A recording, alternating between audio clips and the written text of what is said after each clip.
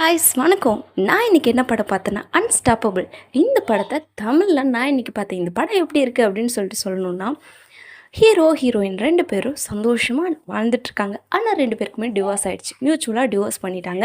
இருந்தாலும் ஒரு நல்ல அண்டர்ஸ்டாண்டிங்கில டைம் ஸ்பெண்ட் பண்ணிட்டு ஜாலியா தான் இருக்காங்க. இப்படி இருக்கப்ப ஹீரோ என்ன பண்றாருன்னா, மீன் வியாபாரம். மீன் பிடிச்சிட்டு வந்து பல கடைகளுக்கெல்லாம் வியாபாரம் பண்ணுவாரு. இந்த மாரி பண்ணிட்டுருக்காரு. நெறைய இன்வெஸ்ட் பண்றாரு. ஆனா பெருசா ரொம்ப பெரிய பணக்காரங்கலாம் கிடையாது. இப்பதான் அப்படியே கொஞ்சம் கொஞ்சமா சேர்த்து வச்சு அப்படி வாழ்ந்துட்டு வந்துட்டுருக்காங்க. இந்த டைம்ல கார்ல போய்க்கிட்டு இருக்கும்போது, பின்னாடி வந்து ஒருத்தன் முட்டிடுறான். யாருன்னு பார்த்தா அதான் நம்ம ரவுடி.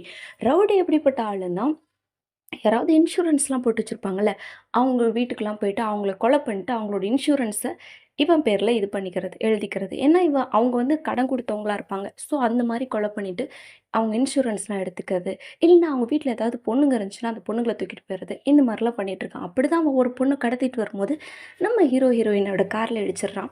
இடிச்சதுக்கப்புறம் ஹீரோயின பார்த்தோனே, ஹீரோயின் மேலயும் கொஞ்சம் இன்ட்ரெஸ்ட் வந்துடுற மாரி இருக்கு. அதுக்கப்புறமா ஒரு நாள் பிளான் பண்ணி ஹீரோயின கடத்திர்றான். இதுக்கப்புறம் ஹீரோ என்ன பண்றாரு, போலீஸ்லாம் போய் கம்ப்ளைண்ட் பண்றாரு. பட் எல்லாரும் சொல்றது என்னன்னா, "சிசிடிவில ஒண்ணும் ரெக்கார்ட் ஆகல சார். நைட் மழை பெஞ்சதுனால என்ன எ யாரு அடையாளமும் தெரியல. என்னாச்சுன்னே தெரியலன்னு" சொல்லும்போது, ரவுடியே ஃபோன் பண்றான். "தம்பி இந்த ஹோட்டலுக்கு வாப்பா. இந்த ஹோட்டல்ல வந்து இந்த டேபிள்ல உட்காரு.